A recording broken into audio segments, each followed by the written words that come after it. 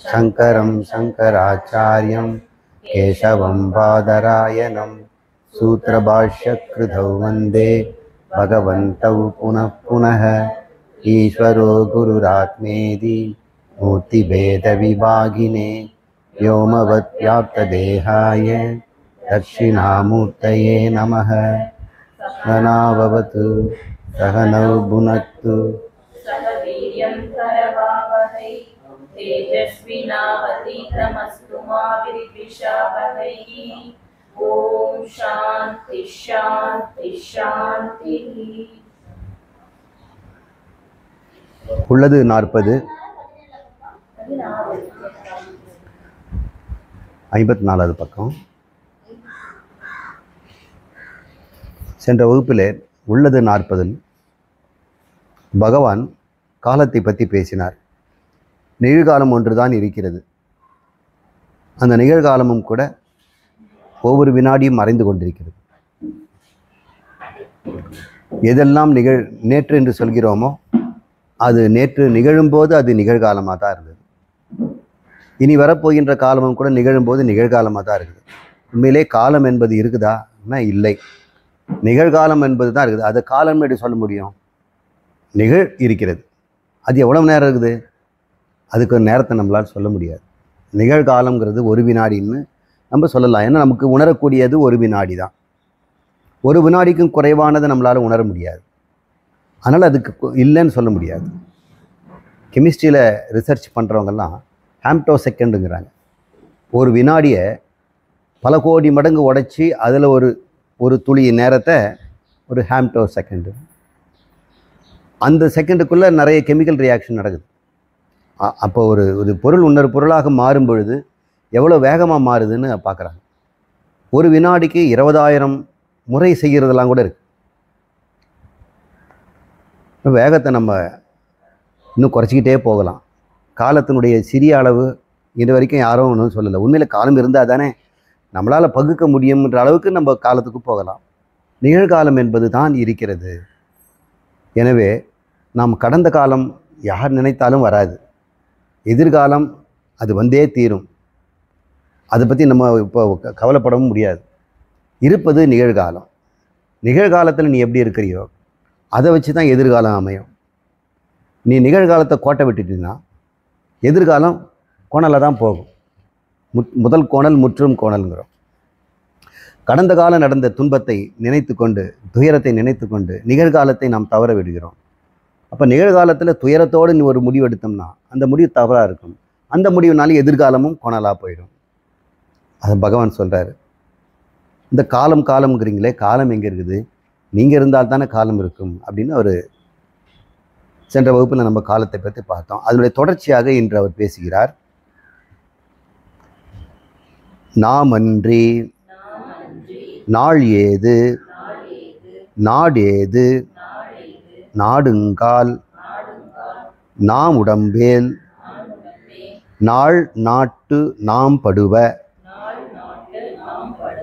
நாம் உடம்போ நாம் இன்று அன்று என்று ஒன்று நாடி இங்கு எங்கும் ஒன்றாம் நாம் உண்டு நாள் நாடு இனாம். நாடினாம்னு வருது. நாள் நாடு இனாம் அப்படின்னு அர்த்தம். அதை பிரித்து பார்த்தோம்னா அப்படி புரிஞ்சுக்கலாம். இவர் சொல்கிறாரு, இப்போது இந்த பிரபஞ்சத்தில் இருக்கக்கூடிய வஸ்துக்கள் என்னென்ன அப்படின்னு வகைப்படுத்துங்க அப்படின்னா ஆகாயம், காற்று இப்படின்னு 5 வகைப்படுத்தலாம். அது ஒரு வகையான வகைப்பாடு. பஞ்சபூதங்களால் ஆனது இந்த பிரபஞ்சம். அது சாஸ்திர ரீதியாக நம்ம பேசுறது. கெமிஸ்ட் அப்படி ஒத்துக்க மாட்டாங்க. இந்த பஞ்சபூதங்கிறதெல்லாம் நாங்கள் 108 எலிமெண்ட்டில் நாங்கள் போட்டுடுவோம். 108 எலிமெண்ட்ஸ் இருக்குது. ஹைட்ரஜன்லேருந்து யுரேனியம், ஃப்ரான்சியம் அது வரைக்கும் தனித்தனி எலிமெண்ட்ஸ் இருக்குது அப்படின்னு சொல்லுவாங்க. இவங்கெல்லாம் அணு கொள்கை உடையவங்க. அணு துகள் இருக்குது இல்லையா, அவங்க அணு துகள் கொள்கை உடையவங்க வேற சொல்லுவாங்க. இங்கே பிரபஞ்சம்னா எங்களுக்கு 4 பொருள் தாங்க அப்படின்னு சொல்கிறார். அது என்ன 4? ஆகாயம், வாயு அதெல்லாம் எங்களுக்கு முக்கியம் இல்லை. இடம்னு ஒன்று இருக்குது, அதை நம்ம ஆகாயம் நீங்கள் வச்சுக்கலாம். காலம்னு ஒன்று இருக்குது, பொருள் ஒன்று இருக்குது, விசைன்னு ஒன்று இருக்குது. இந்த நான்கும் இந்த பிரபஞ்சத்தை கட்டமைக்கிறது. இந்த பிரபஞ்சத்தை எப்படி கட்டமைச்சிருக்குது? கடவுள் கட்டமைச்சாரா? இந்த 4 வச்சு தான் கட்டமைச்சாரா? முதல்ல ஸ்பேஸ் உண்டாக்குனார், அதில் பொருள்களை உண்டாக்குனார், அணுக்கள் எல்லாம் உண்டாக்குனார். அந்த அணுக்கள் உண்டாக்குனா 2 உண்டாயிடுச்சு இல்லையா? பொருள், இடம் 2 உண்டாயிடுச்சு. இந்த அணுக்கள் இயங்குது, இங்கே அங்கேயும் அசையுது. அப்போ விசையும் உண்டாக்கிட்டார் அந்த இயக்கத்தினால காலமும் உண்டாயிடுச்சு. ஒரு பொருள் இயங்கினா தான் காலம் இருக்கும்.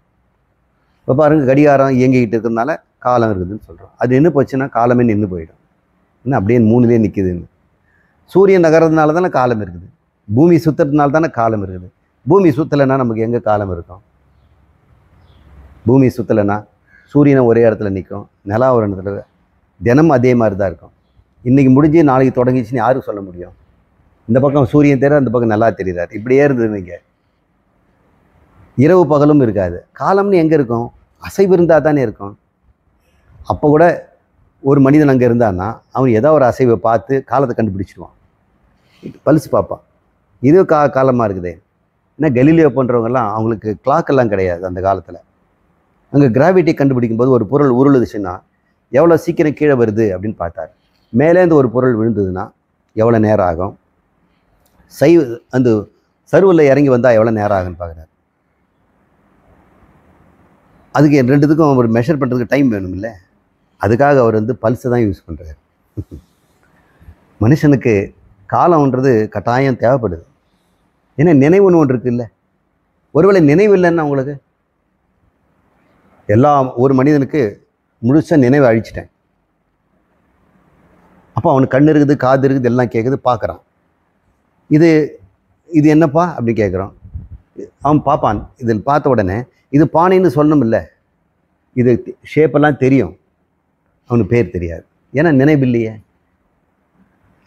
சரி, மறுபடியும் வச்சுட்டேன். 10 நிமிஷம் கழித்து மறுபடியும் இது என்னன்னு கேட்குறேன். தெரியல சார்ன்னு சொல்லுவான். இப்போ தானே உனக்கு பானைன்னு நான் சொல்லி கொடுத்தேன். என்ன நினைவு இல்லையே. இப்போயாவது சரி, இது பேர் என்ன? பானை. பானை சொல்லு, பானை அப்படின்றான். தொடர்ச்சியாக இருக்கிற வரைக்கும் தான் அவனுக்கு வரும். இப்படி வச்சுட்டோம். ஒரு 10 நிமிஷம் கழித்து இது என்னன்னு கேட்போம். தெரியாதும்பா. நமக்கு மொழி கூட இல்லாமல் போயிடும், காலம் இல்லாமல் போயிடும். அப்போ காலம்னு ஒன்று இருக்கிறதுக்கு உண்மையில வெளியே இருக்குதா காலம்? நினைவுன்னு ஒன்று இருக்கிறதுனால தான் இருக்குது. நினைவு இல்லைன்னா காலம் எப்படி இருக்கும்? நீங்கள் ஒரு கொசு பறந்து வருது, அது காலம் தெரியுமா?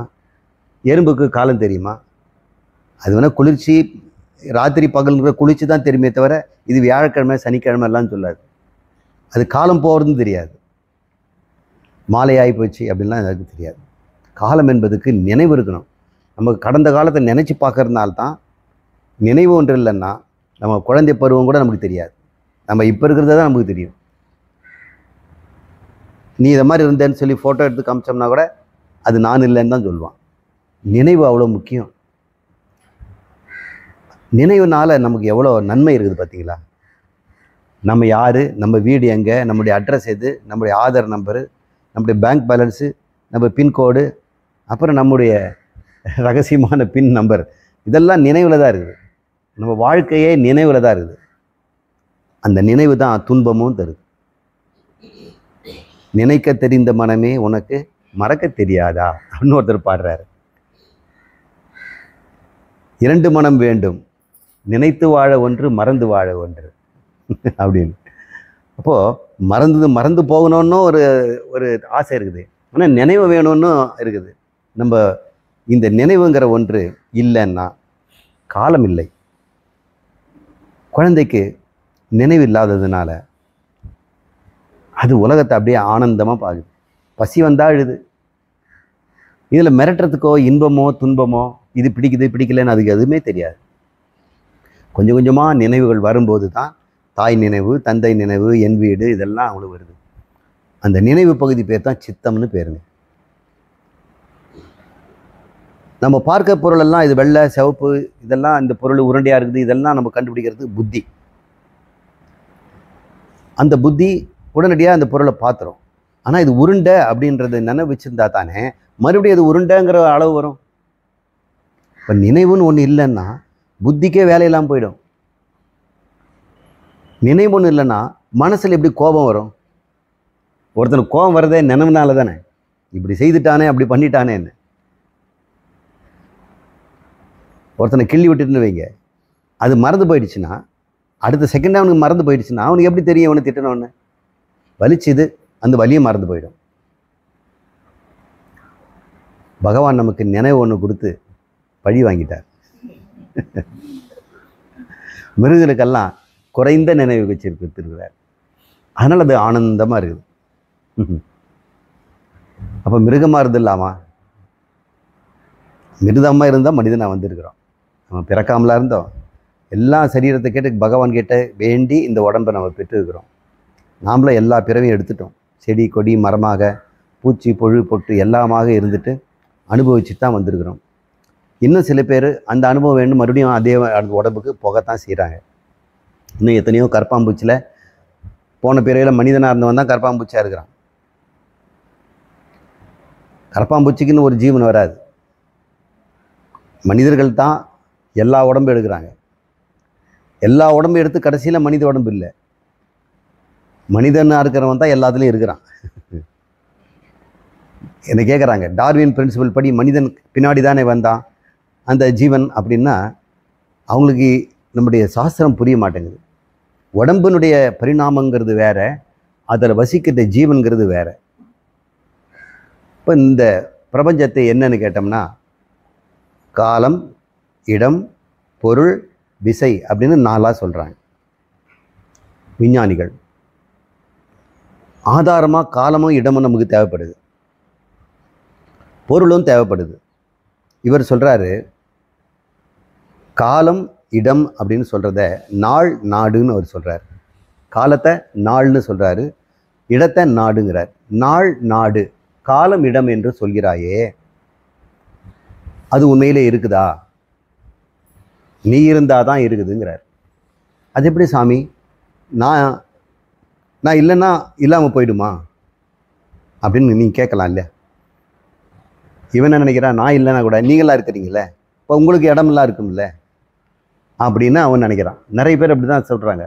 நீ இல்லாவிட்டால், நீ பார்க்காவிட்டால் சூரியன் இல்லைன்னு சொல்கிறோம். அது எப்படி? நான் பார்க்காவிட்டால் கூட சூரியன் இருக்குமே, ஏன்னா கண்ணை திறந்து பார்த்தா மறுபடியும் இருக்குதே.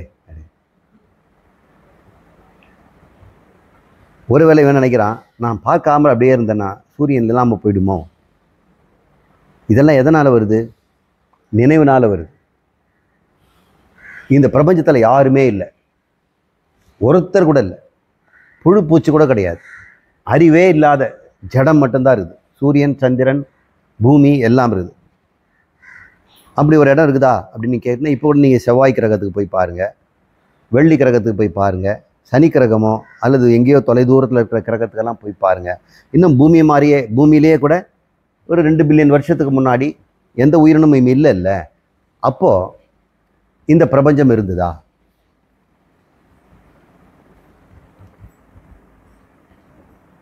இருக்குதுன்னு சொல்லலாம், இல்லைன்னு சொல்லலாம். ஏன்னா நமக்கு நினைவு இருக்கிறதுனால நாம் இல்லாவிட்டால் கூட இருந்திருக்குமே, ஆனால் இருக்குதுன்னு நம்ம தெரிஞ்சு வச்சிட்டோம் இல்லையா? இப்போ நினைவுலேருந்து தான் நீங்கள் சொல்கிறீங்க. நினைவு இல்லைன்னா இந்த பிரபஞ்சம் இருக்குதா? அறிபவன் இருந்தால் மட்டுமே அறியப்படும் பொருள் இருக்கும். இல்லை சார், அவர் தான் படைச்சிட்டார்ல, அதுக்கப்புறம் தான் அறிவை படைச்சாரு, அதனால் அவர் படைக்கிறதுக்கு முன்னாடியே இருந்தது. இதெல்லாம் நீ புஸ்தகம் படித்து ஞாபகத்துலேருந்து பேசுகிற. உண்மையிலே உனக்கு இந்த ஞாபக சக்தியும் இல்லாமல், புஸ்தகம் இது இல்லாமல், ஹிஸ்ட்ரி புக்கு இல்லாமல் இருந்து, இங்கே பார்ப்பவனே இல்லாமல் இருந்தால் ஒரு காலத்தில் இங்கே இந்த பிரபஞ்சம் இருக்கிறதா? நீ கொஞ்சம் கற்பனை பண்ணி பாருங்க. பார்ப்பதற்கு ஒருத்தருமே இல்லை, இந்த பிரபஞ்சம் இருக்குமா? ஏன்னா பிரபஞ்சம் நான் இருக்குன்னு சொல்ல போகிறது இல்லை. சூரியன் இருக்குதா அப்படின்னு கேட்போம். பார்ப்பதற்கு ஆள் இல்லைன்னா அப்போ பார்க்கிறவன் எவ்வளோ முக்கியம் பாருங்க. அந்த பார்க்கிறவன் யார்? அதை நம்ம பார்க்கணும். அதைத்தான் சொல்கிறாரு, நாமன்றி, அதாவது நான் என்று சொல்லக்கூடிய இந்த அகங்காரம் இல்லாமல், அறிவுணர்வு இல்லாமல், நாள் ஏது நாடு ஏது, இடம் காலம் என்று நீங்கள் சொல்கிறீங்களே, இடமும் இல்லை காலமும் இல்லை. நாடுங்கால் கரெக்டாக நாடுங்கன்னா நீங்கள் ரிசர்ச் பண்ணி பாருங்கங்கிறார். நீங்கள் நல்லா சிந்திச்சு பாருங்கள். நாம் இல்லாவிட்டால் நாளும் இந்த நாடும் இருக்கிறதா, இடமும் காலமும் இருக்கிறதா? நாம் உடம்பேல், நாம் உடம்புன்று நீங்கள் ஒத்துக்கிட்டிங்கன்னா அப்போ சொல்கிறாரு, நாள் நாட்டு நாம் படுவம். அது கொஞ்சம் கஷ்டமாக இருக்குது அந்த எழுத்துக்கள். நாம் உடம்பேல், நான் உடம்பென்று எடுத்துக்கொண்டால் நாள் நாட்டு நாம் படுவோம், காலத்திலும் இடத்திலும் நாம் மாட்டிக்கொள்வோம். படுவோம்னா மாட்டிக்கொள்வோம் அப்படின்ற. நீங்கள் சுத்த சைதன்யம் அப்படின்னு சொன்னோம்னா, இரண்டற்ற பிரம்மம்னா உங்களுக்கு உலகமே இருக்காது. சில பேருக்கு இந்த உலகம் ரொம்ப சத்தியமாக தெரியுது. உங்களுக்கு இந்த உலகம் சத்தியமாக இருக்கிறதுனால தானே இங்கே உட்காந்துருக்குறீங்க. இந்த சேரில் நம்ம பத்திரமா உட்காந்துருக்காருன்னா இது சத்தியமான ஒரு பொருள் தானே. இது பொய் மாயானா நம்ம உட்காருவோமா? உட்கார மாட்டோம்.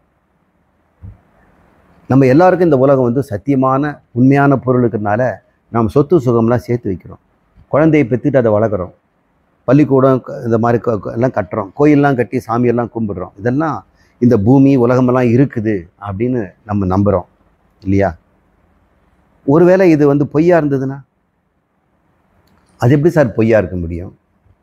பொய்னா எப்படி சொல்கிறீங்க? எந்த மாதிரி பொய் அப்படின்னு சொல்கிறீங்க? நீங்கள் இருப்பது மாதிரி தெரியுது, அங்கே இல்லாமல் இருக்கலாம் இல்லை அப்படின்னு. அப்படி ஒன்றும் தெரியலையே சார். உங்கள் கனவில் நீங்கள் பாருங்கள், அங்கே கோயிலெலாம் குளமெல்லாம் இருக்குது. அது இருக்குதா இல்லையா? முடிச்சிட்ட பிறகு இல்லை சார். இருந்ததுன்னா ஒரு குண்டூசியாவது எடுத்துகிட்டு வரலாம்ல. கனவுலேருந்து ஒரு குண்டூசியாவது எடுத்துகிட்டு வாங்க. சரி, இங்கே சம்பாரிச்ச ஒரு பொருளையாவது நம்ம கனவுல எடுத்துகிட்டு போங்க. யாராலும் முடியாது. கனவு காணும் வரை அங்கே தரை இருக்குது. ஒரு பாறாங்கல்லை தூக்குனா கனமாக இருக்குது. ஒருத்தன் கனவுல அது பாறாங்கல்லை தூக்கி கஷ்டப்படுறான். தூக்கவே முடியல சார், காலில் போட்டுட்டு கத்துறான். கனவுல பக்கத்தில் நீங்கள் முடிச்சிட்டு பார்க்குறீங்க. அவன் அதுக்குள்ளே கஷ்டப்படுறான்னு உங்களுக்கு தெரியுமா? ஒருவேளை அவங்க சொல்கிறாங்க, அவன் கத்துறது எல்லாம் கண்ணெல்லாம் துடிக்கிறது பார்த்தா கனவு காண்றான் போல் இருக்குதுன்னு. நாம் நினைக்கிறோம் கனவுல நிஜமான ஒரு வாழ்க்கையை வாழ்ந்து கொண்டிருக்கிறான். ஆனால் அது பொய்யே அப்படின்னு உங்களால் சொல்ல முடியுதில்ல? அவனை எழுப்புறோம். அவன் எழுந்த பிறகு சொல்கிறான், காலில் பெருசாக விழுந்து ரத்தமாக கொட்டிகிட்டு இருந்தது, நல்ல காலம் நீங்கள் எழுப்பிட்டீங்க அப்படின்னு தொட்டு கூட பார்க்குறான். அப்போ உடனடியாக சொல்கிறான் அந்த உலகம் பொய்யுங்கிறான். ஆனால் அவனுடைய உடம்புக்கும் கண்ணுக்கும் காதுக்கும் அது நிஜமாக தானே பிறந்தது. அங்கேயே ஒரு அகங்காரம் இருந்தது இல்லை? அப்போ அங்கே இருக்கிற பொருள் அவனுக்கு பயனுள்ளதாக தானே இருந்தது. அப்போ ஒரு டாக்டர் அவனுக்கு கட்டு போட்டிருந்தாருன்னா அந்த பொய்யான டாக்டர் அவனுக்கு பயனுள்ளதானே இருந்திருக்கிறாரு. இப்போ கனவு எல்லா விதத்திலும் பயனுள்ளதாகவும் இருக்குது, பயமுறுத்ததாகவும் இருக்குது, உண்மையாகவும் இருக்குது. கனவுல கூட சில பேர் ஒரு 4 ஏக்கர் பூமியை வாங்கி போட்டிருக்கலாம். கனவுக்கு என்ன பஞ்சம்? அப்படிலாம் கனவு வரமாட்டேங்குது. நிறைய பேருக்கு 7 ஆண்டு கால சிறை தண்டனை கொடுத்துட்றாங்க. அவன் கதறாங்க, மனைவியெல்லாம் விட்டு போகிறாங்க, ஜீப்பில் எடுத்துகிட்டு போகிறாங்க. என்னை விட்டுடுங்க அப்படின்னு. எங்கள் வீட்டுக்காரர் ஒன்றுமே செய்யலை அப்படின்னு சொல்கிறாங்க. நல்ல காலம் முடிச்சுக்கிட்டான். அந்த 7 ஆண்டு காலம் சிறை எங்கே போச்சு? மறுநாள் கனவுல மறுபடியும் அது 7 ஆண்டு கால கனவுல அவனுக்கு கொடுப்பாங்களா அடுத்த கனவுல? இந்த கனவு பொய்யுங்கிறது காரணமே அது நினைவில் நிற்பதில்லை. கனவு முடிஞ்ச உடனே நினைவுலேருந்து மறைஞ்சு போயிடுச்சு இல்லை? இந்த பூமியும் இந்த இதுவும் நினைவில் இருக்கிறதுனால தானங்க இது உண்மையாக இருக்குது. ஒருவேளை நமக்கு நினைவு இல்லைன்னு வைங்க, இதே பூமி உங்களுக்கு உணரும் போது இருந்துகிட்டே தான் இருக்கும். ஆனால் துன்பமோ இன்பமோ தராது. கொஞ்சம் நினைவு மட்டும் யோசனை பண்ணி பாருங்க. அந்த கனவு பார்த்தது கனவின் போது உண்மையாக இருந்தது காரணம் கனவுல ஒரு நினைவு இருக்குது, தொடர்ச்சியாக ஒரு நினைவு இருக்குது. ஆனால் இங்கே வந்த உடனே அந்த நினைவும் அதோடு அழிந்து போகிறது. மறைஞ்சு போயிடுச்சு. அந்த நனவு இங்கேயே தொடர்ந்து வந்ததுன்னா நம்ம இன்னும் இந்த கனவையும் நனவையும் ஒன்றா சேர்த்துருவோம். நம்ம நல்ல காலம் அதை மறந்துடுறோம். ஒரு தொடர்ச்சியும் இல்லை. அது துண்டு துண்டாக நடக்கிறது நிகழ்ச்சி. இது வந்து தொடர்ந்து நடக்குது நனவு. ஆனால் தொடர்ந்து நடப்பதனால இது உண்மை நம்ம நம்பிடுறோம். இப்போ நான் என்ன செய்கிறேன், ஒரு மனிதனை கூப்பிட்டு நீ வாழ்கின்ற இந்த வாழ்க்கை, இந்த பூமி எல்லாமே கனவுங்கிறேன். கிடையாது சார்ன்றேன். அப்படியா? உன்னுடைய கடந்த கால வாழ்க்கையை நான் காட்டுறேன்னு கடந்த பிறவிகளை காட்டுறேன். கிட்டத்தட்ட ஒரு 1000 பிறவிகளை காட்டுறேன். 1000த்துலேயும் அவன் மனுஷனாக தான் இருக்கிறான். இல்லை, லக்கி ஃபெலோ. அதில் 1000 வாழ்க்கையை காட்டணும் இல்லை, 100 ஆண்டு காலம். அப்போ அந்த ஃபாஸ்ட் ஃபார்வர்டில் தானே போடும். நல்ல வேகமாக சீடியை முடுக்கி விட்டு அவனோட வாழ்க்கையை காட்டணும் வைங்க. ஒவ்வொரு நிகழ்ச்சிக்கும் ஏதாவது தொடர்பு இருக்குதா? ஒரு பிறவியில் நடந்த நிகழ்ச்சிக்கு இன்னொரு பிறவிக்கும் ஒரு விதத்துல பிறவி ஆண், ஒரு விதத்துல ஒரு பெண்ணாக இருக்கிறான், அப்புறம் தேவலோகத்தில் இருக்கிறான், அப்புறம் மறுபடியும் மனிதனாக வாழறான், ஒரு தொழிலாளியாக இருக்கிறான், ஒரு விவசாயியாக இருக்கிறான், என்ஜினியராக இருக்கிறான், டாக்டராக இருக்கிறான், ஒரு மருத்துவராக இருக்கிறான், ஒரு சன்னியாசியாக இருக்கிறான், ஒரு கோயில் பூஜாரியாக இருக்கிறான், ஒரு கட்டடக்கலை நிபுணனாக இருக்கிறான், அப்புறம் எத்தனையோ குழந்தைகளை பெற்றான், யார் யாருக்கோ வாழ்க்கப்பட்டான். இதெல்லாம் பார்க்கும்போது ஒரு தொடர்ச்சியும் இல்லையே. இதெல்லாம் நானா? இதெல்லாம் வெவ்வேறு உடம்புங்க. ஆனால் உள்ளேந்து வந்திருக்க ஆள் நீ தான். இத்தனை உடம்புக்குள்ளேயும் போயிட்டு வந்தவன் நீ தான். ஆனால் ஒன்று கூட உனக்கு நினைவில்லை. இப்போ நான் போடும் பொழுது இதெல்லாம் கனவு மாதிரி இருக்குது சார், இதெல்லாம் நான் இருக்கவே முடியாது அப்படின்னு அவன் சொல்கிறான். இப்போ இந்த வாழ்க்கையும் அந்த கோடி வாழ்க்கையில் ஒன்று தானே. இந்த வாழ்க்கையை அந்த பழைய கோடியில் ஒன்று சேர்த்துட்டோம்னா அடுத்த பிறவியில் இந்த படத்தோடு இந்த சேர்த்தானே போடுவேன். அடுத்த பிறவியில் இதை போடும்பொழுது இந்த பிறவியும் கனவோடு கனவாக போச்சு. எல்லாம் தோன்றி மறையது. தோன்றி மறைவதை நாம் ஏற்றுக்கொண்டால் அந்த பொருள் மீது நமக்கு இருக்கிற ஆசையே போயிடும்.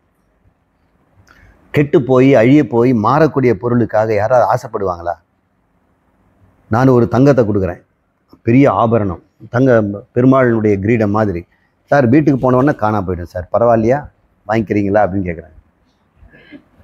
அது உண்மையான வைரமாக இருந்தாலும், அது நிஜமாகவே திருப்பதியிலேருந்து பெருமாளுடைய பாலாஜி ஒன்று போடுவாங்களே வெங்காயம் மாதிரி ஒரு பெரிய கொண்டை, அந்த மாதிரியானது ஒரு பொருளே இப்படி கொடுத்தாலும் கூட வீட்டுக்கு போன உடனே காணா போயிடும் அப்படின்னா யாராவது வாங்குவாங்களா? தொட்டு கூட பார்க்க மாட்டாங்க. தோன்றி மறைய பொருளுக்கு ஒரு வேல்யூம் இல்லைங்கிறோம். இங்கே நான் கேட்குறேன், இங்கே இருக்கிற பொருளெல்லாம் தோன்றி மறையாததுன்னு நீங்கள் ஒத்துக்குங்க. உங்களால் சொல்ல முடியுமா? ஒவ்வொன்றும் தோன்றுச்சு, ஒரு நாள் மறைய தான் போகுது. இந்த சரீரமும் ஒரு நாள் தோன்றுச்சு, ஒரு நாள் மறையுது. எத்தனை சரீரங்கள் மறையுது, எத்தனை சரீரங்கள் தோன்றி கொண்டிருக்கிறது, எத்தனை கட்டடங்கள் உண்டாகுது, எத்தனை கட்டடங்கள் எரியுது, எல்லாமே தோன்றி மறையிறது தான். இப்போ ஒரு தோன்றி மறையிறதுங்கிறத ஒரு உண்மையை தெரிந்து கொண்டால் நாம் அதில் கூட கொஞ்சம் 5 வருஷம் இருக்கக்கூடியது பரவாயில்ல, 10 வருஷம் இருக்கக்கூடியது, 100 வருஷமே இருந்தாலும் கூட தோன்றி மறைவதுன்னா பயனற்றதுன்னு புரிஞ்சுக்க. ஏன் தெரியுமா பயனற்றது? உனக்கு 500 வருஷம் ஒரு பொருள் இருந்ததுன்னா பயனுடையதாக இருக்கும். ஏன்னா நீ 50 வருஷம் 60 வருஷம் இருக்கிறவன், உனக்கு அதனால் அது ரொம்ப பயனுற்றதாக இருக்கும். ஆனால் நான் உண்மையை சொல்கிறேன், நீதான் தோன்றி மறையாத எப்பொழுதும் இருக்கின்ற ஒரே பொருள் அப்படின்னு கண்டுபிடிச்சிட்டான் வச்சுங்க. தன்னை ஒருவன் அழியவே அழியாத ஆனந்தமான கடவுளாகவே இருக்கிறவன் என்று ஒன்று உணர்ந்து கொண்டால், இந்த உலகத்தில் 1000 கோடி வருஷம் இருக்கக்கூடிய ஒரு பொருளை கொடுத்தாங்கன்னு சொல்லுவான், எனக்கு அதெல்லாம் கால் தூசு. நான் இது பிறக்கும் போதும் நான் இருந்தேன், இது மறையும் போதும் நான் இருப்பேன், இதை இப்போ நான் பார்த்தால்தான் அது இருக்குது அப்படின்னு ஒருத்தன் கண்டுபிடிச்சான்னா, இதுக்காக அவனுக்கு இந்த உலகம் மறைக்கலாம் வேண்டியதில்லை. அவன் கண் முன்னாடியே பார்த்து கொண்டிருந்தாலும் அவன் அந்த உலகத்தில் சற்றும் ஆசைப்பட மாட்டான். எப்படி வீட்டுக்கு போன உடனே மறைஞ்சு போயிடும் அந்த பொருள் அப்படின்னு ஒரு உண்மை தெரிந்தால் யாரும் அதை தொடுவதில்லையோ, எப்பேற்பட்ட பொருள் இருந்தாலும் அதை காணாமல் செல்கிறார்களோ, தோன்றி மறையதன் மீது தன்னை தோன்றி மறையாத ஒருவன் என்று கண்டுபிடித்த பிறகு ஏன் அந்த பாலாஜியினுடைய கிரீடத்தை அவன் வேண்டான்னு சொன்னான்? ஏன்னா இவன் தோன்றி மறையறதில்லை, அது தோன்றி மறைஞ்சிடும். தன்னை தோன்றி மறையாதவன்றதுனால தானே அதன் மீது அவன் சொன்னான், இப்பொழுது எப்பொழுதுமே நான் தோன்றாவில்லை, எப்பொழுதுமே மறைய மாட்டேன்ற ஒரு பேருண்மையை அறிந்து கொண்டால் அவன் எல்லா பொருள் மீதும் அவனுக்கு அந்த வைராக்கியம் வந்துடும். எந்த உடம்பின் மீதும் அவன் வருத்தப்பட மாட்டான். இவர் சொல்கிறாரு, நாம் இருந்தால்தான் நாளும் நாடும் அப்படின்னு சொல்கிறார். இது கொஞ்சம் யோசனை பண்ணு. நாம் இருந்தால்தான் இருக்குன்னா என்ன அர்த்தம்? அகங்காரத்தை சொல்லலை, ஒரு பேர் அறிவை சொல்கிறார் அவர். இந்த கடவுள் என்ற அந்த பிரஜானம் ஒன்று இருப்பதால் தானே இதெல்லாம் இருக்கிறது. ஒரு பொருள் இருக்குதுன்னு யார் சொல்லுமாங்க? அறிவுடையவன் சொல்லுவானா? அறிவற்ற ஜடம் சொல்லுமா? இந்த பானையும் ஒரு பூமியில் கொண்டு போய் வச்சிட்டோம். அங்கே யாரும் இல்லை, இவங்க 2 பேர் தான் இருக்கிறாங்க. இவங்களுக்கு யாருக்காவது இந்த பூமி இருக்கிறது தெரியுமா? இந்த பானைக்கு இது இருக்கிறது தெரியுமா? இந்த பானைக்கு இது இருக்கிறது தெரியுமா? 1 கோடி வருஷம் கழித்து நம்ம போய் இந்த பானை கேட்குறோம், என்னங்க 2 பேரும் பழகிட்டீங்களா, இருக்கிறாரா அவர் அப்படின்னு கேட்டார். பதிலே கிடையாது. நம்மால் தான் அந்த பொருள் இருப்பதும் இல்லாமல் போவதும் நம்மளால் சொல்ல முடியும். அறிவுதான் உலகத்தை அறிகிறது, உலகம் தன்னை அறிவதில்லை. அறிவில்லையேல் உலகம் இருப்பதை யார் அறிவர்? உலகமே அறியாது. அப்போ யார் அறிவர்? அப்போ இருக்குதா இல்லையா அந்த உலகம்? அப்போ கூட அறியறதுக்கு இல்லாவிட்டாலும் இருக்கும் இல்லை சார். அது காரணம் நீ இருக்கிறதுனால, இன்னும் கூட நீ அறிவு இருப்பதனால்தான் அது இருக்க முடியும்னு சொல்ல முடியுது. அதனால் இப்போ நினச்சி பாருங்க, நான் இருந்தாலும் இல்லாவிட்டாலும் உலகம் இருக்கும்னு உன்னால் சொல்ல முடிவது காரணமே உனக்கு அறிவு இருக்கிறதுனால தான். உன் அறிவில் அது இருக்கிறது. உலகமே இல்லாவிட்டால் கூட உன் அறிவில் இருக்க முடியும் என்று உன்னால் சொல்ல முடிவதற்கு காரணம் நீ அறிவுடையவன். அறிவே இல்லாத இந்த ஜடமான உலகத்தில் அது இருக்கிறதா என்று சொல்வதற்கு உலகமும் சொல்லாது, கேட்பதற்கும் ஆளும் இல்லை. எனவே சிருஷ்டியே இல்லை, உலகமே இல்லை. இப்போ நீங்கள் புரிஞ்சு பாருங்கள், உங்களை சார்ந்து நாளும் நாடும் இருக்கிறதா, அல்ல நாளும் இடத்தையும் சார்ந்து நீங்கள் இருக்கிறீங்களா? அறிவை சார்ந்து தானே நாளும் நாடும் இருக்கிறது. நாளும் நாடுனா இடமும் காலமும் உங்களை சார்ந்து தான் இருக்குது. சரி, உலகத்தை நாளும் நாடுன்னு விட்டுடுங்க, வேற ஒரு பொருளாக வைப்போம். ஒரு உலகம் இருக்கிறது, அது களிமண் உலகம். அந்த களிமண் உலகத்தில் நிறைய பொம்மைங்க இருக்குது.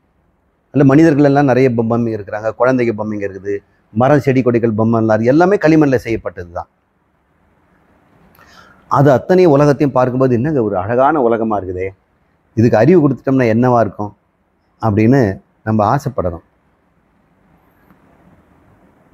அந்த பொருளெல்லாம் நம்ம கண்ணுக்கு எத்தனை இருக்குது பாருங்க அப்படின்னு சொன்னால், அந்த குழந்தை அந்த கொலுவை பார்த்துட்டு இது ஆம்பளை, இவர் போலீஸ்காரரு, இவர் பால்காரரு அப்படின்னு எல்லாத்தையும் அந்த பொம்மையை பார்த்து சொல்லிக்கிட்டே வருது. எல்லார் பேரையும் அதுக்கு தெரியுது. அங்கே இருக்கிற பொருளுக்கு 1000 பொருள் இருந்தால் அப்போ இத்தனை பேர் இருக்காங்க, 1000 பேர் இருக்கும். ஏன்னா 1000 ரூபம் இருக்குது, 1000 உருவம் இருக்கிறதுனால 1000 பேர் இருக்குது. ஒரு உருவம் இருக்குது ஆனால் பேர் இல்லைன்னு வைங்க, அப்போ கூட அந்த குழந்தைக்கு பேர் தெரியாவிட்டாலும் ரூபத்தை வச்சு அது வேறன்னு கண்டுபிடிச்சிடும். இது ஒன்று இருக்குது, பேர் இல்லாததுன்னு சொல்லும். பேர் இல்லாதன்னு ஒரு பேர் வைக்கும். எப்பொழுதுமே ரூபம் இருந்தால் ஒரு பேர் இருக்கும், பேர் இல்லைங்கிற பேராவது இருக்கும். இப்போ அந்த இடத்துல ஒரு நாய்க்குட்டியை கொண்டாந்து வைக்கிறோன்னு வைங்க, அதுக்கு அங்கே இருக்கிற பொம்மையில் 1000 பேரும் தெரியுமா? 1000 உருவமும் தெரியுமா? அதுக்குள்ளே போயிட்டு அது அதுக்கு வேண்டிய பிஸ்கட் தூண்டு இருக்குதான்னு தான் பார்க்கும். அந்த உலகம் அதுக்கு இருக்குதா? ஒரு பேர் கூட அதுக்கு தெரியலையே. ஒரு உருவம் கூட அது கண்ணில் பார்க்குது, ஆனால் அது அது என்னன்னு பார்க்குது அது. சரி, அந்த 1000 பொம்மைக்கு நடுவில் ஒரு எறும்பை விட்டுட்டேன்னு வைங்க, அது எல்லா பொம்மை மேலே ஏறி போகுது. அது 1000 இருக்குதுன்னு சொல்லுமா? என்னன்னு சொல்லும்? ஏம்மா எங்கேயோ போயிட்டு வந்தீங்களேம்மா அங்கெல்லான்னு. மேடும் பள்ளமாக இருந்தது, நான் மேடு ஏறிட்டு போயிட்டு வந்தேன் அப்படின்னு 2 பேர் சொல்லும். மேடு பள்ளம்னு 2 பேர் தான் சொல்லும். நாம் அந்த மேடு பள்ளத்துக்கு பல பேரை கொடுத்துருக்குறோம். இந்த சரீரம் தான் மேடு பள்ளங்களால் ஆகப்பட்டது. நினச்சி பாருங்க, நாம் அறிவுகளால் இருப்பதுனால தான் அந்த உலகத்துக்கு பேரும் உருவமும் இருக்குது. ஒரு நமக்கு அறிவு குறைஞ்சி போயிட்டு வெறும் பிரஜானம் மட்டும் இருந்ததுன்னு வைங்க, இந்த உலகத்தில் நமக்கு பேர் சொல்வதற்கு ஏதாவது ஒரு பொருள் இருக்குமா? கண்களும் காதும் இருப்பதனால் தானே உங்களுக்கு இந்த உலகத்தில் எத்தனை பொருள் தெரியுது. உங்களுக்கு ஒவ்வொரு பொறுப்பாக நான் குறைச்சிட்டேன்னு வைங்க புலன்களை, உங்களுக்கு இந்த உலகத்தில் எத்தனை பொருள் இருக்குமா? எறும்புக்கு எத்தனை பொருள் இருக்குதாங்க? எல்லாம் களிமண்ணுன்னு தான் சொல்லும். நம்ம இருக்கிற மாதிரி 5 புலன்களை கொடுத்துட்டோம்னா, கண்ணு காது மூக்கு நிறங்கள் எல்லாம் கொடுத்துட்டோம்னா என்ன சொல்லும்? 1000 பொம்மை இருக்குதுன்னு சொல்லும். இப்போ உலகம் உண்மையா பொய்யாங்கிறது எதை வச்சிருக்குதுன்னா நம்மளுடைய புலன்களை வச்சிருக்குது. நம்ம புலன்கள் கொஞ்சம் கொஞ்சமாக குறைஞ்சி போயிடுச்சுன்னு சொன்னால் மண்புழு மாதிரி ஆயிட்டோன்னு வைங்க, இந்த உலகம் எப்படி பெருசு இருக்கும்? இது பேர்பட்ட பிரம்மாண்டம்னா அந்த உலகத்தை சொல்ல போகிறோம். மண்புழுக்கு உலகம் அது இருக்கிற 5 சென்டிமீட்டர் 5 அது சுற்றி இருக்கிற உலகம் தான் அதுக்கு தெரியும். அங்கே இருக்கிற பொருளை சாப்பிட்டுட்டு சொல்லும் இது என்ன, இது கடவுள்னு சொல்கிறாங்கண்ணே. நிச்சயமாக கடவுள் தாங்க, எனக்கு தினமும் உடம்பு கொடுத்து உணவு கொடுத்துட்டு இருக்கிறதுனால இது கடவுள் தான் அப்படின்னு அது ஒத்துக்கும். நாம் ஒத்துக்கிறோமா? நம்ம இத்தனை கஷ்டத்தையும் கொடுப்பதே நம்முடைய புத்தியும் மனமும் அறிவும் தான். அந்த அறிவு தான் நாளும் இடத்தையும் காலத்தையும் இடத்தையும் காட்டி கொடுக்குது. உங்ககிட்ட அறிவு இல்லைன்னு சொன்னால் நாள் என்பதும் நாடு என்பதும் இடம் என்பதும் பொருள் என்பதும் இல்லவே இல்லை. நாடுங்கிறத பொருள்னு வச்சுக்குவோம், இடம்னு வச்சுக்குவோம், எப்படி பார்த்தாலும் சரி. இதுலேருந்து ஒரு தெளிவான ஒரு கருத்தை நமக்கு முன்வைக்கிறார் ரமணர். நான் என்கின்ற அறிவு பொருள் எவ்வளோ ஒரு முக்கியம்னு நம்ம இப்போ தெரிஞ்சுக்கணும். நான் பார்க்காவிட்டால் இந்த சூரியனுக்கு கூட இருக்கின்ற கதி கிடையாது. சூரியனுக்கு கூட இருப்புத்தன்மையை நான் தருகிறேன். ஆனால் ரொம்ப திமிரா பேசுகிறீங்களே அப்படின்னு. அது உண்மைதான். நான் என்றால் அந்த உடம்பை நான் சொல்லலை, என்னுள் இருக்கின்ற அறிவை சொல்லுகிறேன். அந்த அறிவு அறிவதனால் தானே இந்த உடம்பும் இருக்கிறது, இந்த பூமியும் இருக்கிறது, சூரியனும் இருக்கிறது அப்படின்னு சொல்கிறார். நாம் உடம்பு என்றால் இந்த நாளும் இடமும் உண்டுங்கிறார். நீ உடம்பு இருக்கிறவன் சொன்னால் உடம்பு இருக்கிறதுக்கு ஒரு இடம் வேணும். உடம்பு வயசாகிட்டே போகிறதுனால நாளும் போயிடுச்சுன்னு சொல்கிறோம். தினமும் ஒரு நாள் போயிட்டே இருக்குது சார் வாழ்நாளில். நான் நாளை எண்ணிக்கிட்டு இருக்கிறேன். டாக்டர் சொல்லிட்டாரு 3 மாதத்துக்கு மேலே தேராதுன்னு. அவங்க ஒரு நாளும் 90 நாள் இருக்குது. இன்றைக்கி ஒரு நாள் கேலண்டர் கிழிக்கும் போது ஒரு நாள் போச்சு. ஒரு நாள் உடம்புன்னு ஒன்று இருக்கிறதுனால தானே நாள் இருக்குது. உடம்பு ஒன்று இருக்கிறதுனால தானே உனக்கு வீடு வாசல் நீ இடம் இருக்கிறது. உடம்பு நான் உடம்பு என்று சொன்னால் உலகமும் இடமும் இருக்கிறது. அவர் கேட்குறார், நாம் உடம்பா கேட்குறார். நாம் உடம்போ? உடம்பில்லையே. நாம் உண்மையிலேயே இன்று அன்று என்றும் உள்ளவர்கள், எப்பொழுதும் இருக்கின்ற சைதன்ய சொரூபம் நம்முடைய ஆத்மா, நம்முடைய நான் என்ற உணர்வு எப்பொழுதும் இருக்கிறது. ஆனால் நம்ம சுட்டு போட்டால் கூட இந்த உண்மையை நம்ம ஒத்துக்க மாட்டேங்கிறோம். நான் எல்லாருக்கும் இப்போவும் சொல்கிறேன், நான் எது உங்ககிட்ட நானுன்னு உங்ககிட்ட ஒன்று அறிவு இருக்குது இல்லையா, அது கடவுள்னு சொன்னால் நீங்கள் ஏன் ஒத்துக்க மாட்டேங்கிறீங்க? எனக்கு சலிப்பாக போச்சு, எத்தனை தடவை சொல்கிறது. நீங்கள் சொல்லுங்கள்ல சார் அப்படின்னா நான் சொல்கிறேன். என்னிடம் இருக்கின்ற நான் என்ற உணர்வு பிரம்மம் கடவுள் தான். நீங்கள் கடவுளா? அப்போ நான் என்பது கடவுள்னா நான் கடவுள் தான். நீங்கள் கடவுள்னு கேட்டாக்கா நீங்கள் ஆமான்னு சொல்கிறீங்க அப்படின்னு என் சரீரத்தை கேட்டேன்னு வச்சுங்க, இந்த சரீரமும் கடவுள் தான். இங்கே கடவுள் இல்லாத எது இருக்குது? எல்லாமே கடவுளால் செய்யப்பட்டதுன்னு சொன்னால் இங்கே அப்படிலாம் இப்படி சொல்ல முடியாது சார். நீங்கள் வாங்கின கடனை கொடுக்கறதுக்கு இப்படிலாம் ஏமாத்தாதீங்க. நான் உடம்புன்றேன்னா கடனை திருப்பி கொடுக்கணும். ஆனால் நான் அறிவு மாத்திரம் என்று தெரிந்தால் எனக்கு நீயும் இல்லை நானும் இல்லை, உலகமும் இல்லை உடம்பும் இல்லை. அப்படி உலகம் ஒத்துக்கிறது இல்லையே. ஜனங்க எல்லாம் பிடிவாதமாக உடம்பைத்தானே நானுங்கிறாங்க. ஆனால் உடம்புக்கு உள்ளே இருக்கின்ற உயிர் பொருள், அந்த அறிவு பொருள் தான் நான் என்று ஏன் நம்ம ஒத்துக்க மாட்டேங்கிறோம்?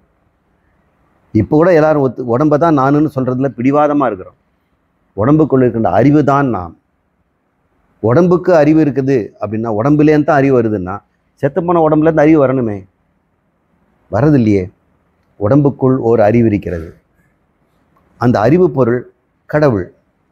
அப்போ எல்லா உடம்புக்குள்ளும் கடவுள் துண்டு துண்டாக சின்ன சின்னதாக அறிவாக இருக்கிறாரா அப்படின்னு முதல்ல இப்போதைக்கு அப்படி புரிஞ்சுங்க. உங்களிடம் இருக்கின்ற அறிவு கடவுள்னு ஒத்துக்குங்க. அப்புறம் கொஞ்ச நாள் ஆகும்போது புரியும், ஒரு அறிவு தான் எல்லா உடம்புலையும் தனித்தனியாக தெரியுது. எப்படி அப்படி தனித்தனியாக தெரியுது? ஒரு பொருள் உடம்புல தனித்தனியாக இருக்காமல் எப்படி தெரியும்னா, அதுக்கு சங்கரர் சொல்கிறாரு, வானத்தில் ஒரு சூரியன் இருக்கிறது, இங்கே தரையில் நிறைய பாத்திரங்களில் தண்ணி வச்சுருக்கிறோம், அதில் ஒவ்வொன்றுத்துலேயும் ஒரு சூரியன் தெரியுது இல்லையா? அப்போ ஒரு சூரியன் இப்போ 1000 சூரியன் ஆயிடுச்சா? இப்பொழுதும் அது ஒரு சூரியன் தான். ஒவ்வொரு பாத்திரத்திலும் அது தெரிகிறது. அப்போது 1000 சூரியமாக நமக்கு தெரியுது. ஆனால் உண்மையிலே அது ஒரு சூரியன் தான் இருக்கிறது. எப்படின்னு புரிஞ்சிட்டோம்னா, நம்மக்கிட்ட இருக்க அறிவு எதுன்னு கேட்டோம்னா, உங்ககிட்ட இருக்க அறிவு எதுவோ அதே தான் என்கிட்ட இருக்குது அறிவு.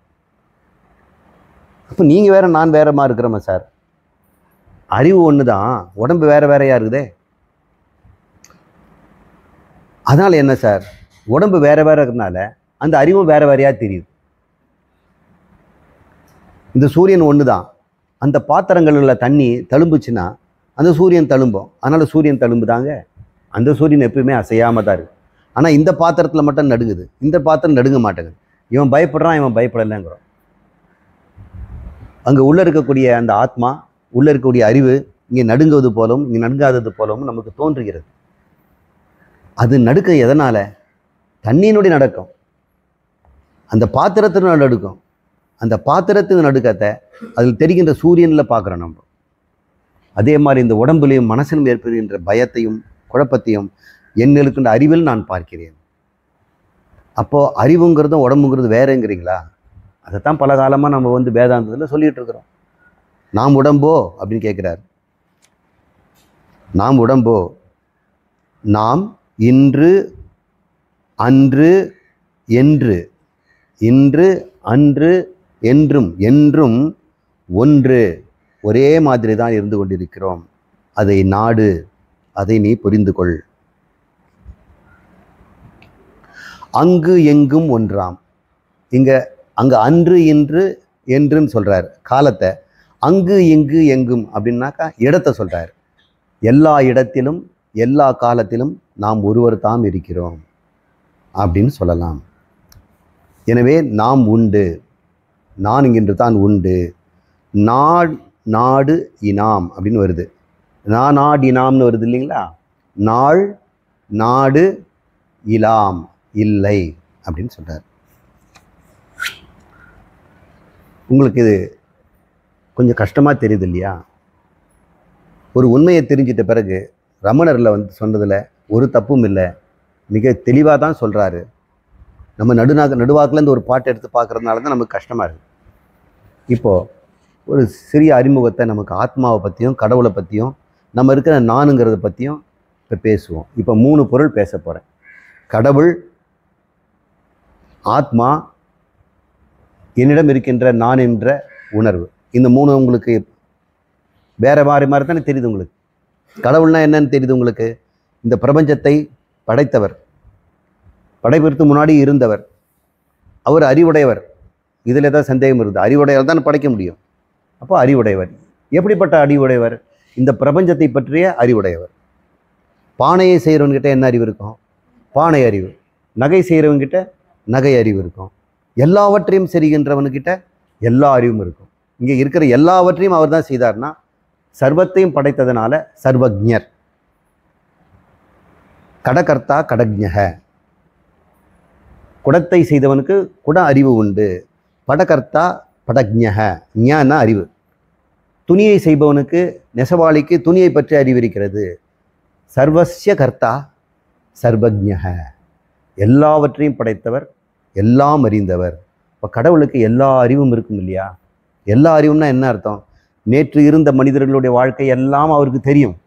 இப்போ நாம் வாழ்ந்து கொண்டிருக்கிறதெல்லாமும் தெரியும். இனிமேல் நம்ம வாழ்க்கையை நடக்க போகிறதும் அவருக்கு தெரியும். முக்காலத்தையும் அவர் அறிந்தவராக இருப்பார். ஏன்னா அவர் தான் இதெல்லாம் உண்டாக்குனார். எங்கேருந்து உண்டாக்குனார்? தன்னிடமிருந்து தான் உண்டாக்குனார். எதுக்கு உண்டாக்குனார்? இந்த பிரபஞ்சம் எல்லாமே ஒரு காலத்தில் மறைந்து போயிடுச்சு. யார்கிட்ட மறைஞ்சது? யார் படைச்சாரோ அவர்கிட்ட போயிடுச்சு. எப்படி அப்போ அவருக்குள்ளே எங்கே போச்சுன்னா அவர் நினைவாக வச்சிருக்கிறார். மனிதன் மாதிரி பார்க்காதீங்க கடவுளை, பேரறிவாக பாருங்க. ஒரு இடத்துல இருக்க அறிவாக பார்க்க வேண்டாம், எங்கும் இருக்கின்ற அறிவாக பாருங்க. எங்கும்னு சொன்னால் ஆகாயம் நினைவு வரும் உங்களுக்கு. இப்போதைக்கு ஆகாயமாக நினச்சிக்கோங்க. அவர் அறிவு மாத்திரம். அதுக்கு அளவும் சொல்ல முடியாது, ஒரு இடமும் சொல்ல முடியாது. நம்ம மனித புத்தி எப்பவுமே கடவுளுக்கு அறிவுன்னு சொன்னோன்னே அவர் எங்கேயோ ஒரு இடத்துல இருக்கிறார், ஒரு இடம் அப்படின்னு நமக்கு தோணுது. இந்த இட புத்தி நமக்கு எப்பவும் போகாது. அப்புறம் எங்கும் இருக்கிறார் அப்படின்னு சொன்னோன்னே நாம் வந்து ஆகாயத்தை பார்க்க ஆரம்பிச்சிடுவோம். ஆகாயத்தை இன்னும் சிருஷ்டி பண்ணல அவர். கடவுள் மாத்திரம் இருக்கிறார். அப்போ ஆகாயமும் இல்லை, காலமும் இல்லை, பொருளும் இல்லை. அவர் எப்படி இருப்பார்? கஷ்டமாக இருக்குது. இப்போதைக்கு அந்த பத்திரமா வைங்க, நான் அதை கண்டுபிடிச்சி சொல்கிறேன். நீங்களே ஆச்சரியப்படுவீங்க, உங்களுக்கே தெரியும். இப்போ கடவுளை பற்றி இப்போ புரிஞ்சுக்கிட்டீங்களா? இந்த சிருஷ்டிக்கு முன்னாடி இருந்தார், சிருஷ்டியை தன் நினைவிலிருந்து படைத்தார். மறுபடியும் இந்த சிருஷ்டியை தனக்குள்ள நினைவாக வைத்து கொண்டார். இது எப்படி இருக்குது பார்த்தோம்னா, இந்த பாப்பா சுசிந்தனா ஒரு பாட்டு பாடுன்னு சொல்கிறோம்.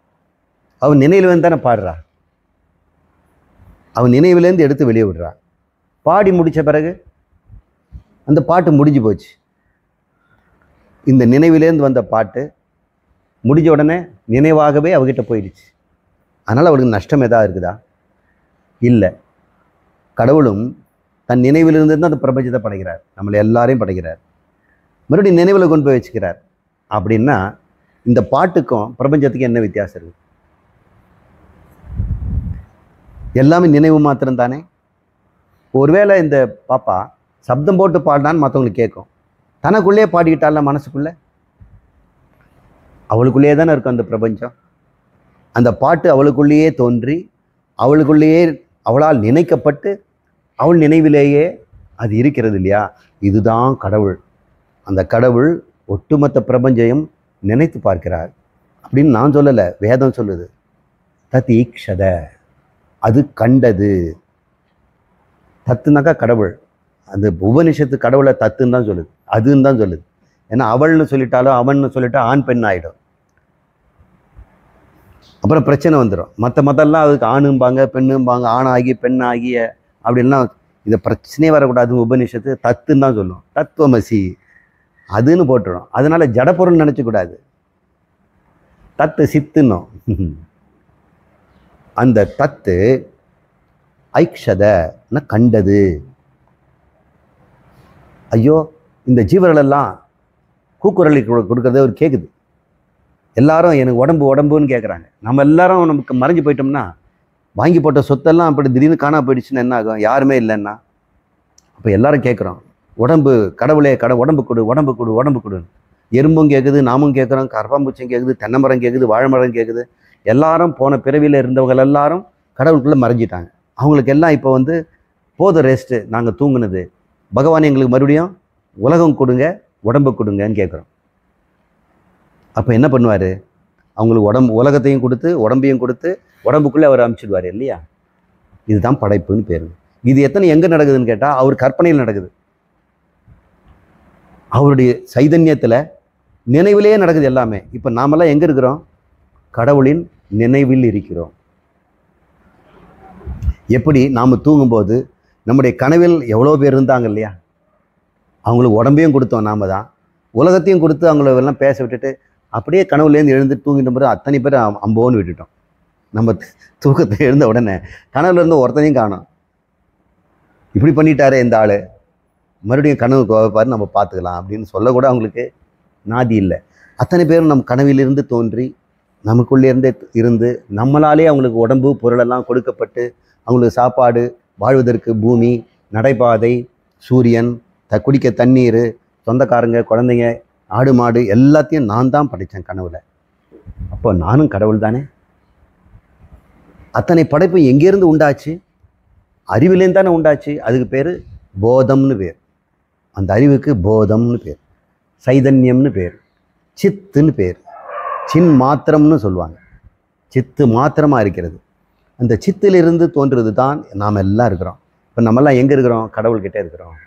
கடவுள் யார்? சித் மாத்திரம். இதை புரிஞ்சுங்க. போதம், சித் மாத்திரம். சித் மாத்திரம் எப்படி இருக்கும்? இப்போ சுசிந்தனா வந்து கேட்டேன், ஏம்மா நீ பாட்டு பாடும்பொழுது இந்த பாட்டு உங்ககிட்டேருந்து மனசுலேருந்து வெளி வந்தது. பாட்டு முடிஞ்ச பிறகு பாட்டு இல்லை, ஆனால் நீ இருக்கிறல்ல, நீ எப்படி இருந்த? சுவாமி நான் சித் மாத்திரமாக இருந்தேன், அறிவு மாத்திரமாக இருந்தேன். சரி, இன்னொரு பாட்டு பாடுன, இன்னொரு பாட்டு பாடுறாங்க. இப்போ சித் மாத்திரமாக தானே இருக்கிறாங்க. பாட்டு வருது, மறுபடியும் பாட்டு நின்று போச்சு. இப்போ என்னபடி இருக்கிறம்மா? பாட்டு நின்று போச்சு, நான் இருக்கிறேன். என்னவா இருக்கிறேன்? சித் மாத்திரமாக இருக்கிறேன். நீங்கள் எல்லாருமே சித் மாத்திரமாக தான் இருக்கிறீங்க. ஒரு 5 தடவை ஓம்னு சொல்லுங்க. ஓம் ஓம் ஓம் ஓம் ஓம். ஒரு மௌனம். ஒவ்வொரு ஓமும் எங்கேருந்து வந்துச்சு? உங்கள் வாயிலேருந்து வந்ததுன்னு சொல்லாதீங்க. உங்களுக்குள்ள அறிவிலேருந்து வந்தது. ஒருவேளை சப்தம் போடாமல் நீங்கள் ஓமன் சொல்லியிருந்தீங்கன்னா உங்களுக்குள்ளேயே தோன்றி உங்களுக்குள்ளேயே தான் இருந்தது. அந்த தோன்றிய இடம் எங்க? என்னிடம். அது எப்படிப்பட்டது? எப்படிப்பட்டது? நான் கேட்குறேன், அறிவா அறிவற்றதான்னு கேட்குறேன், ஜடமா சித்தான்னு கேட்குறேன். சித்துலேருந்து தான் வர முடியும். அப்போ நீங்கள் யார்? ஓமை உண்டு பண்ண சித்து. சரி, அந்த ஓம்னு சொல்லி முடித்த உடனே அது எங்கே போச்சு? சித்தில் தான் போச்சு. அடுத்த ஓம் வர்ற வரைக்கும் அது என்னவா இருந்தது? சித்தா தான் இருந்தது. சூன்யமாயிடுச்சா? எப்பொழுதுமே சித்தா தான் இருந்தது. அன்றும் இன்றும் என்றும் அங்கும் இங்கும் எங்கும் சித் மாத்திரம்தான் இருக்கிறது. அங்கிருந்து தான் எல்லாம் தோன்றுகிறது. இப்போ கடவுளை புரிஞ்சுக்கிட்டீங்களா? அவர் தான் ஆத்மானு பேர். கடவுளுக்கு பிரம்மம்னு பேர், ஆத்மானும் பேர். நமக்கும் ஆத்மா இருக்கிறதுனால, அது ஒரு வேற ஆத்மான்னு நினைச்சுக்கிட்டதுனால நாம் அதை ஜீவாத்மா அப்படின்னு நம்ம சொல்கிறோம். அவர் வேறங்கிறதுனால அவரை பரமாத்மான்னு சொல்கிறோம். ஆனால் உபனிஷத்து வேதெல்லாம் சொல்லுது, பரமாத்மாவும் ஜீவாத்மாவும் ஒன்றே தானப்பா. அது சரீரத்தில் அறியப்படுவதனால அது இங்கே ஏதோ இருக்குது போல இருக்குது, அங்கே கொஞ்சம் இருக்குது, இங்கே கொஞ்சம் இருக்குது, நடுவாந்தரத்தில் இல்லை. நம்ம 2 பேர் என்னான்னா இங்கே ஒரு ஆத்மா அங்கே ஒரு ஆத்மா, அவங்க நடுவில் அங்கே ஆத்மா இல்லை சார் அப்படின்னு நம்ம நினைக்கிறோம் இல்லையா? அங்கும் ஆத்மா தான் இருக்கு. அங்கே இருந்தால் எனக்கு தெரியணுமே சார். அது தெரிவதற்கு உடம்பு வேணும். உடம்பிலிருந்து தான் நான் என்ற உணர்வாக அந்த ஆத்மா வெளிப்படுகிறது. அப்போ கடவுள் ஒருவர் தான். அவர் சித் மாத்திரம். அந்த சித்து தான் எல்லாருக்குள்ளும் சித்தமாக இருக்கிறது, அறிவாக இருக்கிறது. அந்த அறிவு உடம்புதோறும் தனித்தனியாக செயல்படும் போது அது தனித்தனி கடவுளாக, தனித்தனி ஜீவனாக, தனித்தனி அகங்காரம் என்று பெயர் எடுக்குது. இப்போ கடவுளுக்கு உடம்புல இருந்து அவர் பேர் என்ன? அகங்காரம். உடம்புல இருக்கிறதுனால அவர் கடவுள் இல்லையா? அகங்காரம் பேர் கொடுத்ததுனால அவர் கடவுள் இல்லாமல் போயிடுவாரா? அவர் சாட்சாத் கடவுள் தான். ஆனால் இந்த உண்மை தெரியலையே. கடவுளுக்கு அகங்காரம் கொடுத்து அந்த அகங்காரம் உடம்புக்குள்ளே தான் இருக்குது. இந்த உடம்பு போனால் நான் அழிஞ்சிடுவேன், இந்த உடம்பு போனால் நான் எனக்கு கெட்டு போயிடுவேன், இந்த உடம்புக்காக என்னென்னவோ செய்கிறேனே அப்படின்னு உடம்புன்ற தேக அபிமானத்தினால தானே கடவுளாக இருந்தும் கூட இந்த கஷ்டப்படும் அகங்காரமாக நாம் அழிந்து போகிறோம், அவலைப்படுறோம், கஷ்டப்படுறோம். இதுக்கு என்ன கஷ்டம்? நானுங்கிற அகங்காரத்தை ஆத்மான்னு ஏன் ஒத்துக்க மாட்டேங்கிறோம்? சில பேருக்கு சொத்தெல்லாம் போயிடுமோன்னு பயம். இருந்துட்டு போட்டோமே, அவர் தான் ஆத்மாவாக இருக்கிறாரு, கடவுளாக இருக்கு, அகங்காரமாக அவராக தானே இருக்கிறாரு. அகங்காரத்தை அழிக்க போகிறது இல்லை, அகங்காரத்தை அறிவு தரும். அகங்காரத்துக்கு ஒரு அறிவை தான் தரும், பேரை மாற்றிக்கிறோம். இனிமேல் அகங்காரம்னு சொல்லாதப்பா, ஆத்மான்னு சொல்லு, பரமாத்மா பிரம்மம் கடவுள்னு சொல்லு. அது அறிவு மாத்திரம். அறிவு மாத்திரமாக இருந்தால் கடவுள் தான். ஆனால் அது வாயை திறந்து பேசும்பொழுது தான் அது அகங்காரமாகி மனிதன் ஆயிடுச்சு. நம்ம பேசாமல் இருந்தால் எப்படி இருப்போம்னு நினச்சி பாருங்க. உங்கள் எல்லாருக்குள்ளேயும் சொல்கிறேன், நம்ம பேச்சை மட்டும் விட்டுடுங்களேன். குடும்பத்தில் கடவுளாக கும்பிடுவாங்க நம்மளை. வாயை திறந்த உடனே தான் வந்துடுச்சு பாரு அப்படின்னு. எல்லாம் நல்லா தான் இருந்தது, வாயை திறந்தாங்க போச்சு. நம்ம வாயால் தான் கிளறணும். இந்த கடவுளை கண்டுபிடிக்கிறது, நான் கடவுள் கண்டுபிடிக்கிறதுக்கு முதல் தவம் வாக்கு தவம் தான். வாக்கை கட்டுப்படுத்துங்க. வாக்கை கட்டுப்படுத்துறது முக்கியம் இல்லை, மனசில் எண்ணத்தை கட்டுப்படுத்தணும். அங்கே தான் ஜீவன் உண்டாகிறான். இந்த சித் மாத்திரமா இந்த பாப்பா இருந்தாலே சுச்சிந்தனா, பாட்டு பாட ஆரம்பித்தவன தானே சுச்சிந்தனவானா. பாட்டு பாட நிறுத்தின பிறகு சித் மாத்திரமாக இருக்கிறா, கடவுளாக தானே இருக்கிறா. அப்போ கடவுளாக இருக்கின்ற நாம் அவலப்படும் ஜீவனாக மாறுவதற்கு என்ன காரணம்? நம்ம பாழா போன எண்ணங்கள் தானே காரணம். எப்படிப்பட்ட எண்ணங்கள்? கடவுளுங்கிற எண்ணத்தை நீ வச்சிருந்தா எந்த கஷ்டமும் இல்லை. சித்து இருக்கட்டும், சித்தில் என்ன எண்ணம் இருக்கணும்?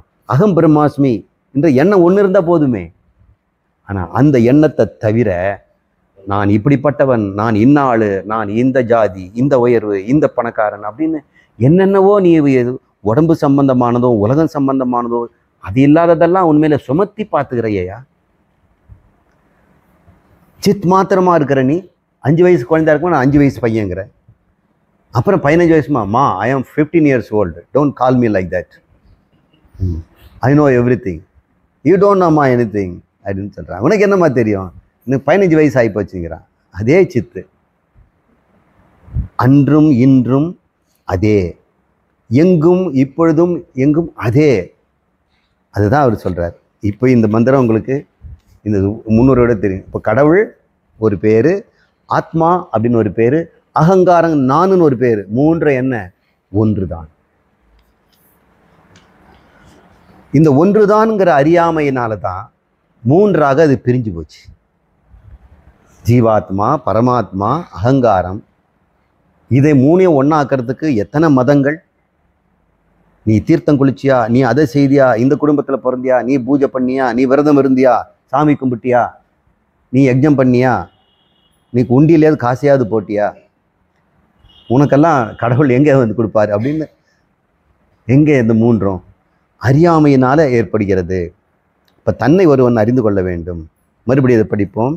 நாம் அன்றி நாள் ஏது நாடு ஏது, நாடுங்கால் நாம் உடம்பேல் நாள் நாட்டு நாம் படுவம். நாம் இல்லாவிட்டால் நாளும் நாடும் உண்டா?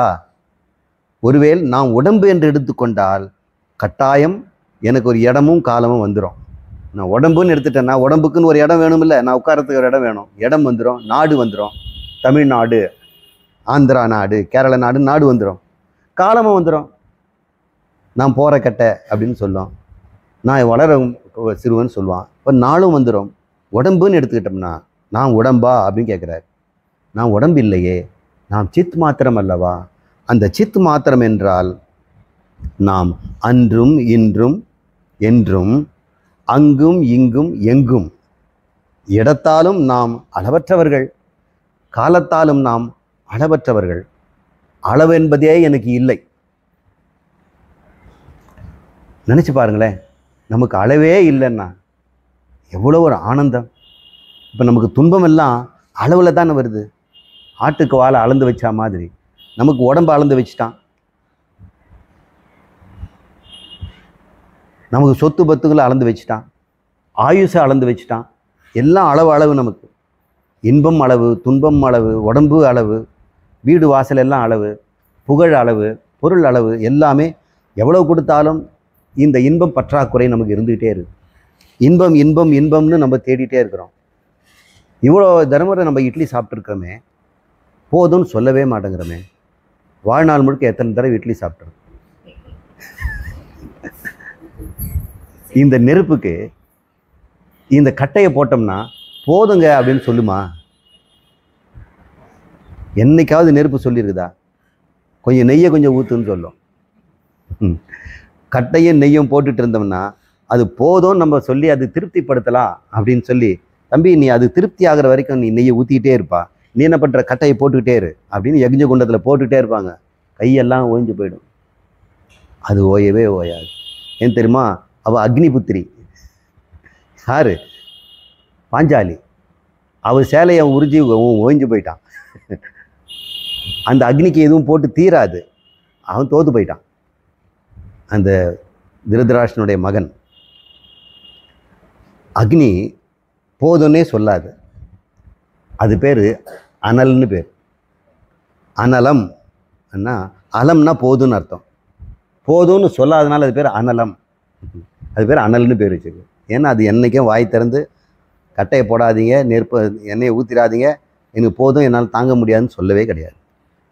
நாம் எப்பவுமே வாழ்க்கை முழுக்க போதும்னு சொன்னதே கிடையாது. ஏன்னா நமக்கு எப்பவுமே மனசு பற்றாக்குறையிலே இருக்கு.